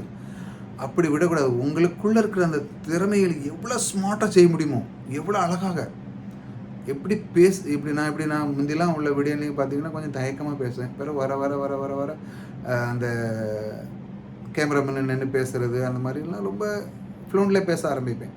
அதே போல் உங்களுக்குள்ளே இருக்கிற அந்த திறமையை நீங்கள் கண்டுபிடிச்சு அதை விடாமல் அதிலே நீங்கள் இருக்கும் பொழுது உங்களுடைய வாழ்க்கை பாருங்கள், அந்த வாழ்க்கை உங்களுடைய வாழ்க்கை அந்த திறமை உங்களுடைய வாழ்க்கையை மாற்றுகிறது. இது தேவனுடைய ஒரு கோட்பாடாக இருக்கிறது. நமக்குள்ள ஐஸ்வர்யம் இருக்கிறது, அப்படிதானே? நமக்குள்ளே புதைந்து கிடக்கிறது. ஒவ்வொரு மனிதனுக்குள்ள ஐஸ்வர்யமாக இருக்கான். ஒவ்வொரு மனிதனும், இந்த பிறக்கிற எல்லா மனிதனுக்குள்ளேயும் ஒரு ஐஸ்வர்யம் குடிகொண்டு இருக்கிறது. அந்த புதையல் கிடைக்கிறது. ஐஸ்வர்யம், தாழ்ந்துகள், திறமைகள், ஆற்றல்கள் யாருக்குமே இல்லாத ஆற்றல் உங்களுக்குள்ளே இருக்கிறது. யாருக்குமே இல்லாத ஒரு ஆற்றலும் உங்களுக்குள்ளே இருக்கிறது. நாம் ஒவ்வொரு வித்தியாசமாக உண்டாக்கப்பட்டு இருக்கிறோம். வித்தியாசமான ஆற்றல் உடையவர்களாக உண்டாக்கப்பட்டிருக்கிறோம். இது எல்லாம் வெளியே வர வேண்டும். இந்த ஆற்றல்லாம் வெளியே வரும். அதன் மூலமாக ஐஸ்வர்யனாக மாறுகிறோம். இதுதான் முதல்ல. இந்த திறமையை வெளிப்படுத்துகிறான். திறமை பாருங்க, உழைப்பை மனிதனுக்கு ஏன் கொடுத்தார்? இந்த உழைப்பை மனிதன் தேவன் பாருங்க, ஆதாம் அவனுக்கு தோட்டத்தை கொடுத்து அதை பண்படுத்துன்னு சொன்னார். அவ்வளோ பெரிய இதை கொடுத்துட்டு அவனுக்கு ஒரு வேலை கொடுக்குறாரு. அது ஏன் கொடுக்குறார் அப்படின்னு யாராவது நம்ம யோசிச்சிருக்கோமா பாருங்கள். உழைப்பை மனிதன் ஏன் கொடுத்துக்கிறார், வேலை ஏன் கொடுத்தார்? நிறைய பேர் சொல்லாங்க சாபம் வந்த பிறகு அவனுக்கு ஏற்கனவே வந்து சும்மா இருந்து சாப்பிட்டான், சாபம் வந்தவரை தான் அவன் வேலை செஞ்சான். அப்படி இல்லை, வேதவசனம் அப்படி சொல்லலை. மனிதன் வந்த உடனே அவனுக்கு வேலை வந்துட்டு. வேலை தேவனுடைய ஒரு சித்தம், அதாவது அது ஒரு ஆசீர்வாதம். வேலைங்கிறது ஒரு ஆசீர்வாதம். அதை முதல்ல புரிஞ்சாங்க. சிலவங்க வேலையே செய்யக்கூடாது, இல்லை வேறு ஏதாட்டு பிஸ்னஸ் பண்ணாங்க தான், எது பண்ணாலும் அது ஒரு வேலை தாங்க. எல்லாமே வேலை. வேலை சில ஏதோ 8 மணி நேரம் பிஸ்னஸ் பண்ணுறவங்க 8 மணி நேரம், நான் 24 மணி நேரம் வேலை செய்வோம். அவனுக்கு அதை செய்யணும், இதை செய்யணும், பார்க்கணும், அப்படி செய்யணும், இப்படி செய்யணும். அது ஒரு வேலை தாங்க. ஒரு 10-30 பேரை ஹேண்டில் பண்ணி செய்யணுன்னா சும்மா கிடையாது. அது ஒரு பெரிய வேலை தான். எல்லாருமே வேலை தான் செய்யணும். அதான் ஆசீர்வாதம். நிறைய சொல்லுங்க பிஸ்னஸ்னால் அது வேலை கிடையாது, இஷ்டத்தில் இப்படி போகணும். அது எவ்வளோ பெரிய வேலை தெரியுமா? அதை கவனமாக செய்யணும், கையாளணும். அதெல்லாம் அதை விட 8 ஹவர் வேலை போயிட்டு வந்து இப்போ சிலவன் வந்து போதும் என்ன அதோட முடிஞ்சு அப்படின்னு இருக்கான். அதெல்லாம் கிடையாது. அதை விடையும் மேலான சில காரியங்களுக்குள்ளே அவன் பெய்ய அதெல்லாம் செய்ய, அதுவும் வேலை தான். பாருங்கள், மனிதன் வந்த உடனே அந்த வேலை வந்து விட்டது. வேலை தேவனுடைய சித்தமும் ஒரு ஆசீர்வாதம். பாருங்கள், அது ஆசீர்வாதமாக இருக்குது. என் தேவன் வேலை கொடுத்திருக்கிறார். ஏன் தேவன் ஏன் வேலை கொடுத்திருக்கிறார், ஏன் வேலை செய்ய வேண்டும் என்று சொல்கிறார், ஏன் பண்படுத்த வேண்டும் என்று ஏன் சொல்கிறார்? மனிதனுக்கு உள்ள திறமை, ஆற்றல் எல்லாம் வைத்திருக்கிறார். அதை ஏன் பண்படுத்தணும், அதாவது அந்த இடத்தை ஏன் பண்படுத்தணும் என்று சொல்லியிருக்கிறார்னா, மனிதனுக்குள்ள ஒரு ஆற்றலை வச்சிருக்கார். பாருங்க, அந்த ஆற்றல், திறமைகள் எல்லாமே உள்ள வச்சிருக்கிறார். அவன் வேலை செய்யும் போதுதான் அந்த திறமைகள், ஆற்றலும் வெளிவருகிறது. இப்போ உள்ளுக்குள்ளே இருக்குது, உங்களுக்குள்ள ஒரு திறமை இருக்குது, ஒரு படிக்கிற திறமையோ, பாட்டு படிக்கிற திறமை. அது பாட்டு படித்தா தான் வெளியே வரும். பாடகர் பாருங்கள், நம்ம அந்த பாட்டு ஒரு நேரம் ரெக்கார்டு பண்ண மாட்டாங்க. அதை பல முறை திரும்ப திரும்ப திரும்ப திரும்ப அந்த டோனை எடுத்து, இல்லை அந்த லங்கிறது, காங்கிறது, வேர்ட்ஸ் அதை கரெக்டாக உச்சரிக்கணும், திரும்ப திரும்ப படிப்பாங்க. ஒரே நேரத்துலலாம் ஒன்றும் நடக்காது. அதே போல் எல்லாத்துலேயுமே படிக்கிற பிள்ளைகளும் அப்படி தான். திரும்ப திரும்ப அதை டியூன் சொல்லி சொல்லி அந்த சொல்லி சொல்லி சொல்லி சொல்லி பழகும் போது அது ஃப்ளூன்ட்லியாக வரும். அதை தான் தேவன் சொல்லுது. அதை செய்யும் பொழுது அந்த வேலையை, எந்த வேலை தான் அவன் மியூசிக் பண்ணாங்க தான், அவன் ஒவ்வொரு நாளும் அவன் படிக்கணும், விடக்கூடாது. ஒவ்வொரு நாளும் அதை கற்றுக்கொள்ளிட்டே இருக்கும் பொழுது அவனுடைய திறமைகள், எவ்வளோ திறமை இருந்தாலும் அது பாருங்கள், ஆற்றல் அந்த அப்பொழுதுதான் அது வெளியே வருகிறது. சில பேர் பாருங்கள், மர தொழிற்சல் தான், இரும்பு தொழிற்சல் தான், அவன் செய்யும் பொழுது தான் அவன் தெரியும். செய்யாத பொழுது அது மறந்து போயிடும். செய்யும் பொழுது தான் அவனுடைய திறமை, இப்படி செய்யலாமா, அப்படி செய்யலாமா யோசிப்பான். ஆகா, இது இப்படி இருக்குது, இது ஷார்ட்கட்டாக எப்படி பண்ண முடியும், இது இப்படி செய்யலாமா, அது அப்படி செய்யலாம். அப்படி தான் அவனுடைய உள்ளுக்குள்ளே இருக்கிற அந்த தாளந்து, அந்த ஆற்றல் வெளியே வருகிறது. பாருங்கள், ஏன்னா அந்த ஆற்றல்லாம், இந்த திறமைகளெல்லாம் இருக்கிறது மனுஷனுக்குள்ளே என்று நாம் பார்க்கிறோம். இந்த திறமைகளெல்லாம் உள்ளே இருக்கிறது நாம் பார்க்கிறோம். பாருங்கள், அவனுடைய ஆற்றல் வெளியே கொண்டு வரும்போது தான் முழுமையான ஆற்றல் வெளியே கொண்டு வரப்படுகிறது. அப்படி வேலை செய்யும் பொழுது தான் முழுமையான ஆற்றல் வெளியே கொண்டு வரப்படுது. நாம் உழைப்பை கர்த்தருடைய ஆசீர்வாதம், நம்முடைய உழைப்பை கர்த்தருடைய ஆசீர்வாதமாக இருக்கிறது. நம்முடைய ஆற்றல், தாளந்துகள் வெளியே கொண்டு வர வேண்டும். நாம் என்னவாக இருக்க வேண்டும் என்று உண்டாகிருக்குமோ அப்படித்தான் நாம் இருக்க வேண்டும். அப்படி நாம் இருக்கும்போது நம்ம என்னவாக இருக்க வேண்டும் என்று நமக்கு தேடணும், கண்டுபிடிக்கணும். அப்படி நாம் இருக்கும்போது நம்முடைய வாழ்வு தரித்திரத்திலிருந்து நீங்கி நம்முடைய வாழ்வு செழிப்பாக நாம் மாறுகிறது. இதெல்லாம் நாம் கற்றுக்கொள்ளும் பொழுது பாருங்கள், நம்முடைய வாழ்வு தரித்திர வாழ்க்கையிலிருந்து நீங்கி நம்முடைய வாழ்வு ஐஸ்வர்யத்திலே மாறுகிறது. யாருக்கும் தரித்திரம் இருக்க வேண்டியதில்லை. உங்கள் உள்ளே ஐஸ்வர்யம் இருக்கிறது. போய் வேலை செய்யும் போது உள்ளே என்ன இருக்கிறதோ அது வெளியே வருகிறது. அதுவும் மற்றவர்களுக்கு பயன்படுகிறது. நீங்கள் செய்கிற வேலைகள் பாருங்கள், மற்றவர்களுக்கும் பயன்படும். உங்கள் ஆற்றல் வெளியே வருது. அதன் விளைவாக தாராளமான ஐஸ்வர்யம் நம்முடைய வாழ்க்கையிலே உண்டாகிறது. செய்யும் பொழுது மற்றவர்களுக்கும் உதவுவதுங்க. நீங்கள் ஒன்று கற்றுக்கிட்டிங்கன்னா அது எத்தனை பேருக்கு உதவுவதுங்க. பெரிய பெரிய சயின்டிஸ்ட்லாம் பார்த்துக்கிட்டு வெளிநாட்டில் படிச்சுட்டு நம்ம நாட்டுக்கு வந்து யூஸ் பண்ணுறாங்க. நம்ம நாட்டில் படிச்சுட்டு வெளிநாட்டுக்கு யூஸ் பண்ணுறாங்க. இப்படி நீங்கள் கற்றுக்கொள்ளுங்கிற தாளந்துகளை மற்றவர்களுக்கு அது பயன்படுகிறது. அதன் மூலமாக நீங்கள் ஆசீர்வாதம் பெற்று நீங்கள் ஐஸ்வர்யத்திலே செழிப்பாக மாறீர்கள். இதைத்தான் சொல்லுகிறது. பாருங்கள், நீதிமொழி 12:11 நான் உங்களுக்கு வாசிக்கிறேன். நீதிமொழி 12:11 அதில் என்ன கொடுத்துருக்கு பாருங்கள். தன் நிலத்தை பயிரிடுகிறவன் ஆகாரத்தினால் திருப்தி அடைவான், வீணரை பின்பற்றுகிறவனோ மதியற்றவன் அப்படின்னு போட்டுருப்பாருங்க.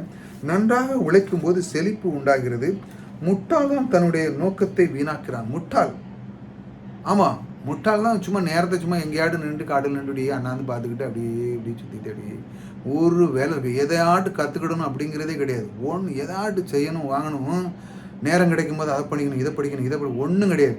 சும்மா அப்படியே நிற்போம். ஏனுக்கா நேரம் போகலங்க, டைம் பாஸ் பண்ணுறேன் இப்படி சொல்கிற நீங்கள் பார்த்துருக்கீங்களா? அப்படிப்பட்ட ஆள்கிட்ட சேரவே சேராது. டைம் பாஸ், நேரத்தை இவன் வீணடிக்கிறான். இவனுக்கு தெரிய மாட்டேங்குது நேரம் எப்படிப்பட்ட பொன் போன்றது அப்படின்னு. நேரத்தை அவன் கற்றுக்கொள்ள வேண்டும். அதாவது நமக்கு இப்போ திறமை, நம்முடைய வாழ்க்கைக்கு என்ன திறமை, நமக்கு இப்போ ஏன் இப்படி நிற்கிறோம், நம்முடைய ஒவ்வொரு நேரமும் நமக்கு பொன் போன்றது. நம்ம என்ன கற்றுக்கொள்ள வேண்டும், நம்முடைய திறமை, நம்முடைய தாளந்துகள், நமக்கு இதை கற்றுக்கலாம், மியூசிக் கற்றுக்கலாம், அதை கற்றுக்கலாம், இதை நிறைய பேர் எத்தனையோ தாளந்துகளை கற்று வச்சுருக்காங்க தெரியுமா.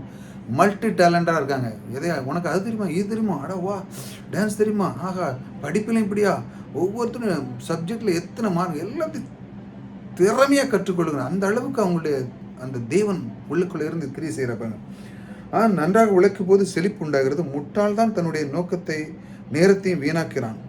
நல்ல வேலை செய்யும் போது அவன் நல்ல வேலை, அதாவது பர்ஃபெக்டாக வேலை செய்கிறவன் லீடராக மற்றவர்களின் வழி நடத்துகிறவனாக இருக்கிறான் என்று சொல்லி பாருங்க. அவன் கரெக்டாக வேலை செய்கிறான் பாருங்க. வேலை செய்கிறதுல பாருங்க அதை கவனமாக செய்வான். அவன் மற்றவர்களை லீடராக வழிநடத்துவராக மாறுகிறான். சோம்பேறி ஒருபோதும் வெற்றி பெற போவதில்லை. ஆமாம், ஒருபோதும் வெற்றி பெற. நீதிமொழி 14:23 என்ன சொல்லுங்க? நீதிமொழி 14:23 பாருங்க. நீதிமொழி 14:23 சகல பிரயாசத்தினாலும் புரோஜனம் உண்டு, உதடுகளின் பேச்சோ வறுமை மாத்திரம் தரும். உதடுகளின் பேச்சோ வறுமை. சகல பிரயாசத்தினாலும் என்ன கொடுத்துருக்கு? சகல பிரயாசத்தினாலும் புரோஜனம் உண்டு. சகல பிரயாசம், அதை பாருங்க. அது என்ன கொடுத்துருக்குன்னா, எந்த வேலை செய்தாலும் புரோஜனம் உண்டு. எந்த வேலை நீங்கள் வேலை செஞ்சீங்க எல்லாத்துலேயும் புரோஜனம் உண்டு. எந்த வேலையும் வருமானம் உண்டு, அதன் மூலமாக ஆசீர்வாதம் உண்டு. இது நல்ல எல்லா வேலைத்திலும் புரோஜனம் உண்டு. எல்லாத்திலும் கரெக்டாக இருக்கும், எல்லாம் சம்பளம் என்ன எல்லாத்துக்கும் கிடைக்கும். வருமானமும் உண்டு, அதன் மூலமாக ஆசீர்வாதம், அதன் மூலமாக கர்த்தர் உங்களுக்கு எல்லா தேவைகளையும் சேர்ந்து ஐஸ்வர்யமாக ஆக்க முடியும். இப்படி எல்லாத்திலும் நீங்கள் வேலை செய்யணும்னு வச்சாங்களா, அதில் உங்களுடைய கவனம் இருக்கும் பொழுது, அதனுடைய உங்களுக்கு வேலையில் நல்லாக இருக்கும் பொழுது, அந்த தாளந்துகளை நீங்கள் பெற்றுக்கொள்ளும் போது எல்லா வேலையிலையுமே பாருங்கள் சொல்லுகிறார் பாருங்க, எல்லாத்திலுமே வருமானம் உண்டு. அதன் மூலமாக உங்களுக்கு எல்லாத்திலுமே கர்த்தர் உங்களை ஆசீர்வதிக்கவும் முடியும். சகல பிரயாசத்திலும் பிரயோஜனம் உண்டு, ஆனால் உதடுகளின் பேச்சோ வறுமையை மாத்திரம் தரும். இது பாருங்கள், இந்த ஒரு இன்டர்னல் லா, அதாவது நித்திய பிரமாணம். கர்த்தர் சொன்னார் பண்படுத்து என்று சொன்னார். அது ஒரு இன்டர்னல் பிரமாணம், அதாவது நித்திய சட்டம், தேவனுடைய நோக்கம், விருப்பம், திட்டம். இதுதான் தேவன் விட்ட வழி. சிலவங்க தேவன் விட்ட வழி அந்த வழி இந்த வழின்னு சொல்லுவாங்க பாருங்க. சில சொல்லுகிற ஆண்டவர் விட்ட வழி தரித்திரன்னு சொல்லுவாங்க, இந்த வழி அந்த வழின்னு சொல்லி. இந்த மாதிரி தப்பாக அவர் சொன்னார், அப்படி சொன்னார், இவர் சொன்னார், இப்படி சொன்னார், இந்த மாதிரி தப்பாக பேசுவாங்க. அவர் விட்ட வழி அது வேற வழின்னு. ஆனால் ஆண்டவர் விட்ட வழி என்னவென்றால், வேலை செய், கையிட்டு செய், நான் உன்னை ஆசீர்வதிக்கிறேன் என்று சொல்கிறார். நான் உன்னை ஆசீர்வதிக்கும் போது நீ அதன் பலனை புசிப்பாய், திருப்தி அடைவாய் சொல்லுது. 6 வயசு கஞ்சிக்கும் இப்படி கிடையாது. இது ஒரு கோட்பாடு பாருங்க. உள்ளே இருக்கும் ஆற்றலை வெளியே கொண்டு வருவது. ஏனோ தானமோ கிடையாது. ஏனோ 8 மணி நேரம் போனோம், 5 மணிக்கு 9 மணிக்கு போனால் 5 மணிக்கு வேலை போனால், அப்படி உள்ளே இருக்கும் ஆற்றலை நீங்கள் கொண்டு வரணும். உள்ளே இருந்து இருக்கும்போது நேரத்தை கொடுத்து ஆற்றலை வெளியே கொண்டு வரணும். எதாவது கொண்டு வர வேண்டும், அப்படி வேலை செய்ய வேண்டும். அப்பொழுதுதான் உள்ளே இருக்கும் ஆற்றலை நான் யார், எனக்குள்ளே இருக்க என்ன வைத்திருக்கிறார், என்னுடைய கிருபை என்ன, என்னுடைய ஆற்றல் என்ன, கடவுள் எனக்கு கொடுத்திருக்கிற திறமை என்ன, ஐஸ்வர்யத்தை சம்பாதிக்க பலனை கொடுத்திருக்கிறார் என்று சொல்லியிருக்கிறாரே, அது என்ன பலன் அவர் கொடுத்திருக்கிறார், அது என்ன பலன் அப்படின்னு நீங்கள் கற்றுக்கொள்ள வேண்டும். எந்த விதத்தில் சொல்லியிருக்கிறார் என்று கண்டுபிடிக்க வேண்டும். அதை கண்டுபிடிக்கிறவனுக்கு வறுமை கிடையாது. இதில் ஒரு இன்டர்னல் அதாவது நித்திய சட்டம், இது ஒரு நித்திய பிரமாணமாக இருக்கிறது.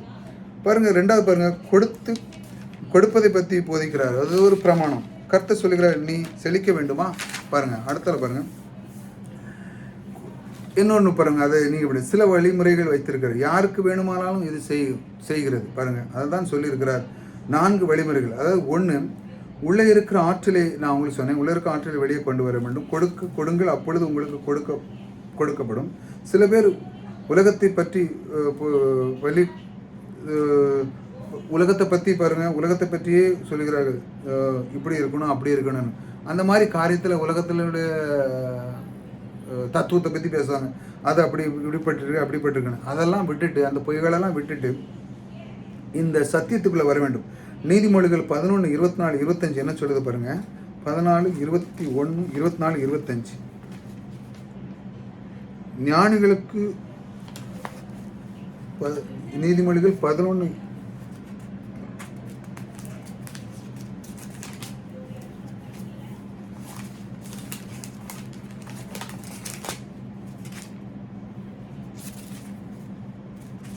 11:24 என்ன போட்டிருக்கு? வாரி இறைத்து விருத்தி அடைவாரும் உண்டு, அதிகமாய் பிசித்தனம் பண்ணி வறுமை அடைவாரும் உண்டு. உதார குணம் உள்ளவன் ஆத்மா செழிக்கும். எவன் தண்ணீர் பாய்ச்சுகிறானோ அவனுக்கு தண்ணீர் பாய்ச்சப்படும் அப்படின்னு போட்டிருக்கு பாருங்க. அதுக்கு என்ன பாருங்க, ஏராளமான மற்றவர்களுக்கு கொடுக்குறான் பாருங்க. அவன் ஏராளமாக கொடுக்குறவன், அவன் அள்ளி கொடுக்குறான். அவன் எப்படி கொடுக்குறான், என்ன செய்கிறான், எப்படி யாருக்கு என்ன அள்ளி கொடுக்குறான் எப்படின்னு அவனுக்கு தயாராக தெரியும். யாருக்கு கொடுத்தா எப்படி கிடைக்கும் எப்படின்னு. இந்த மாதிரி கொடுக்குறவர்கள் கொடுக்குற அந்த குணம் உள்ளவர்களுக்கு ஏராளமாக தாராளமாக அவர்களுக்கு செல்வங்கள் பெருகி கொண்டே போகும் பாருங்க. அடுத்ததில் பாருங்கள், மல்கியா 3 பாசிங்க. மல்கியா 3, 8, 9 படிக்கிறேன். மனுஷன் தேவனை வஞ்சிக்கலாமா? நீங்களோ என்னை வஞ்சிக்கிறீர்கள். எதிலே உமை வஞ்சித்தோம் என்கிறீர்கள். தசமங்களும் காணிக்கைகளும் தானே நீங்கள் சபிக்கப்பட்டவர்கள். ஜனத்தாருக்கு நீங்கள் எல்லோரும் என்னை வஞ்சித்தீர்கள். என் ஆலயத்தில் ஆகாரம் உண்டாயிருக்கும்படி தசமங்களை எல்லாம் பண்டசாலையில் கொண்டு வாருங்கள். அப்பொழுது என் வானத்தின் பனகலிகளை திறந்து இடம் கொள்ளாமல் போக மட்டும் உங்கள் மேல் ஆசீர்வாதத்தை வர்ஷிக்க மாட்டேனோ என்று அதனால் என்னை சோதித்து பாருங்கள் என்று சேனைகளின் கர்த்தர் சொல்லுகிறார். பாருங்க, அந்த வார்த்தை சொல்ல பாருங்க. அந்த மாதிரி ஒரு வார்த்தை, அதாவது இது தசம்பாங்கள் பாருங்க. அவர் கொடுக்கறத கொடுக்குறார். சில பேர் இப்படி சொல்லுவாங்க,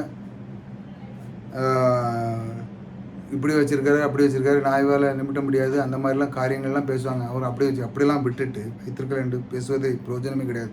அவங்க அப்படி பண்ணிட்டாங்க, கர்த்தர் அப்படி வச்சுருக்காரு இப்படி வச்சுருக்காருன்னு சொல்லலாம் நிறுத்திவிட்டு சில சரியாக பண்ணினாங்க, செழிப்பு உண்டாகும். அதாவது வருமானத்திலே 10 ஒரு பங்கை கொண்டு வாருங்கள் என்று சொல்லுகிறார். அதாவது சில பேர்கள் இப்படி நான் சொன்னோம்ல, தவறான பொய் சொல்லுவாங்க, அப்படி இருக்குது இப்படி இருக்குன்னு. அதெல்லாம் விட்டு அவர் சொல்லுகிறார், 10 ஒரு பங்கு என்னிடத்து கொண்டு கொடு என்று சொல்கிறார். கர்த்தர் பேரில் நீ வைத்திருக்கிற விசுவாசத்தின் அடையாளமாக இருக்குது. அதாவது நீங்கள் தசமாக கொடுக்கும்போது கர்த்தர் பேரில் வைத்திருக்கிற ஒரு விசுவாசத்தின் அடையாளமாக இருக்குது. நீ கொண்டாய் என்று சொல்லுகிறார். கர்த்தரிடத்தில் இருந்துதான் எனக்கு எல்லாம் எனக்கு கிடைக்கிறதுன்னு நீங்கள் சொல்லணும். எல்லாம் என்று நான் கர்த்தரை கனம் பண்ண போகிறேன். அதாவது கனம் பண்ண போகிறேன், எனக்கு குறைவே இருக்காது. இது ஒரு பிரமாணமாக இருக்கிறது. இது பிரமாணமாக இருக்குது. இது வேலை செய்யும், எல்லாருக்குமே வேலை செய்யும் பாருங்கள். இப்படி நாம் சொல்லும்போது கர்த்தரிடத்திலிருந்து தான் வருகிறது.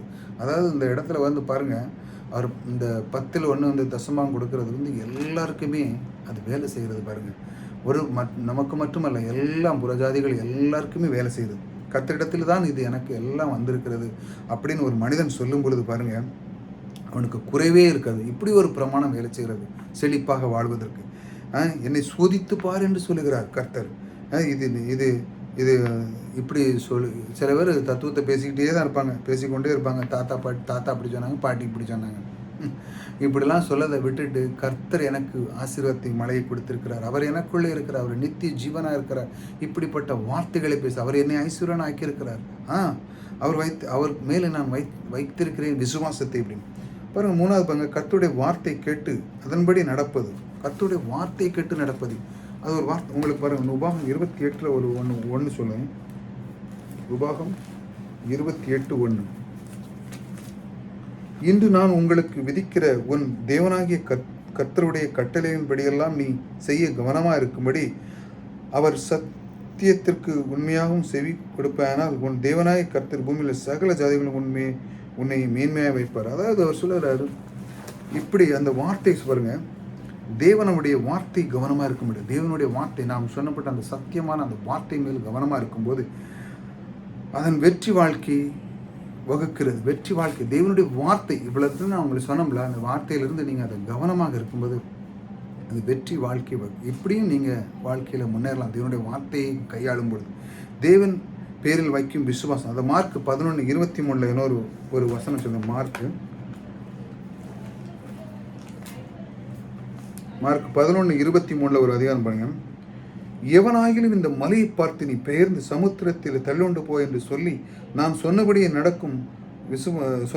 நடக்கும் என்று தன் இதயத்தில் சந்தேகப்படாமல் விசுவாசித்தால் அவன் சொன்னபடியே ஆகும் என்று மெய்யாகவே உங்களுக்கு சொல்கிறேன். விசுவாச வாழ்க்கை, அதாவது தேவன் மேல் வைக்கப்பட்ட உங்களுக்கு அந்த விசுவாசம் இருக்கிறார். கர்த்தர் என்னை செழிக்க பண்ண வைத்திருக்கிறார். அவர் சொல்லுகிறார், ஐஸ்வர்யத்தை சம்பாதிக்க பலன் என்னை கொடுத்திருக்கிறார். அந்த ஆற்றலை கண்டுபிடிக்கிற எனக்கு ஒரு பலனை கொடுத்திருக்கிறார். அந்த கர்த்தர், இதுதான் என் கர்த்தர், இவர்தான் என்னை வழிநடத்துகிறவர் என்று உங்களுக்கு தெரிகிறதா? அவர் மேல் நீங்கள் விசுவாசம் வைக்கிறீர்களா? இதை நீங்கள் தெரிஞ்சு கொண்டீர்களா? பாருங்கள், விசுவாசம் எல்லா மலைகளையும் காட்டிலும் பெரியது. பாருங்க, விசுவாசம் தேவனுடைய வார்த்தை கேட்டு தேவனுடைய வாக்கு தத்துவங்களை பற்றி கொண்டு அதை விசுவாசத்தில் அதில் நிலைத்து இருப்பாய் என்றால் அதன்படி நீ ஜெயம் கொள்வாய். அதாவது ஜெபிப்பாய் என்றால் அதன்படி காரியங்களை செய்வாய் என்றால் அதை கேட்டுக்கொள்கிறது எல்லாம் அவன் கேட்டுக்கொள்கிறதெல்லாம் அவன் பெற்றுக்கொள்கிறான். பாருங்க, விசுவாசம், அதாவது நான் சொல்லுகிறதா, அவன் அதன்படி அவன் ஜெபிக்க வேண்டும். இந்த மாதிரி வார்த்தைகளை கேட்டு அதன்படி அவன் ஜெபிக்கும் பொழுது அதன்படி காரியங்களை அவன் செய்வான் என்றால் அவன் கேட்டுக்கொள்கிறது எல்லாமே அவனுக்கு பெற்றுக்கொள்கிறான். கர்த்தர் பேரில் விசுவாசத்தை வையுங்கள், அவரை நம்புங்கள். கர்த்தர் பேரில் நீங்கள் விசுவாசத்தை வையுங்கள், அவரை நம்புங்கள். கர்த்தரை நம்புகிற மனுஷன் பாக்கியவான். அவர் மேல் நம்பிக்கை வைத்தால் எப்பேற்பட்ட மழையும் தகர்ந்து எரிந்துவிட்டு போகலாம். அவர் மேலே நம்பிக்கை வைக்கணும். ஆமாம், முன்னாலே செல்லலாம். வாழ்க்கை தடைகள் ஏற்படலாம். நம்முடைய வாழ்க்கையில் தடைகள் ஏற்படலாம். ஆனால் கர்த்தர் உங்களோடு கூட இருக்கும்போது, கர்த்தருடைய வார்த்தை நீங்கள் விசுவாசிக்கும் போது, விசுவாச ஜீவியம் செய்யும் போது எல்லா மலைகளையும் தகர்த்து விட்டு முன்னேறி செல்லலாம். பொய் தத்துவங்களை எல்லாம் நீங்கள் தூக்கி எறிய வேண்டும். வாழ்க்கையில் பாருங்கள், நான் எத்தனை பொய் சத்தியங்கள்லாம் சொன்ன பாருங்க. அவனை ஐஸ்வர்யனாகவும் வைக்கிறதுக்கு ஆண்டவர் தான் அப்படி வச்சிருக்கிறார், என்னை ஏழையாக அப்படி தான் வச்சுருக்காரு. நீங்கள் இப்படி சொன்னீங்கன்னா உங்களுடைய வாழ்க்கையில மோட்டிவேஷன், அதாவது நீங்கள் எடுக்கிற முயற்சி தோல்வியடையணும் இல்லை. அவர் சொல்லியிருக்கிறார், ஐஸ்வர்யத்தை சம்பாதிக்க பலனை உங்களுக்கு கொடுத்துருக்காரு. உள்ளுக்குள்ளே ஆற்றலை வச்சுருக்காருங்க. உள்ளுக்குள்ளே ஏகப்பட்ட விதையை வச்சுருக்கிறார். நீங்கள் எடுத்து இப்போ அதை கொண்டு வரணும் வெளியே.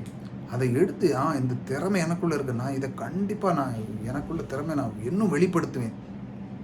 அப்படி சொல்லி சொல்லி சொல்லி சொல்லி உங்களுடைய திறமைகளை நீங்கள் வளர்க்கும் பொழுது உங்களுடைய வாழ்க்கையிலே செழிப்பு தான் உண்டாகும். பணத்துக்கு குறைவே இருக்காது, செழிப்பாக வாழ்வீர்கள். சத்தியத்தை நீங்கள் ஏற்றுக்கொள்ள வேண்டும். சத்தியம் தான் முக்கியம், பொய்கள் அல்ல. சத்தியத்தை தேவன் சொல்லியிருக்க அந்த சத்தியத்தை ஏற்றுக்கொள்ள வேண்டும். சத்தியத்தை அறிவுங்கள், சத்தியம் உங்களை விடுதலையாக்கும். இந்த மாதிரி வார்த்தைகளை தொடர்ந்து கேளுங்கள். புதிதாக வந்தவங்க சப்ஸ்கிரைப் பண்ணிச்சாங்க. தொடர்ந்து இந்த மாதிரி நம்முடைய வாழ்க்கையில் செழிப்பு ரொம்ப முக்கியங்க. செழித்து வாழ வேண்டும். இன்னும் நிறைய வீடியோ போட போகிறேன். நம்முடைய வாழ்க்கையில் ஒவ்வொரு நாளும் இதை கற்றுக்கொண்டே இருங்க. கொஞ்சமாக கேளுங்க. கேட்டு அதை கேட்கும் மூலமாக உங்களுடைய வாழ்க்கை செழிப்பாக மாறும். நான் பொய்களை பற்றி சொன்னேன், எப்படி உங்களுடைய வாழ்க்கையிலே இன்னும் செழித்து வாழ வேண்டும் என்று. இதெல்லாம் நீங்கள் சில காரியங்களை செய்யும் பொழுது, அந்த பிரமாணங்களை செய்யும் பொழுது, இந்த பிரமாணத்தின் மூலம் தேவன் வைத்திருக்கிற இந்த செழிப்பின் பிரமாணத்தை நீங்கள் பெற்றுக்கொள்ள வேண்டும். தேவன் இந்த செழிப்பின் பிரமாணத்தை உங்களை மேலே ஆசீர்வதிப்பார். எப்பொழுதும் குறை வைக்க மாட்டார்.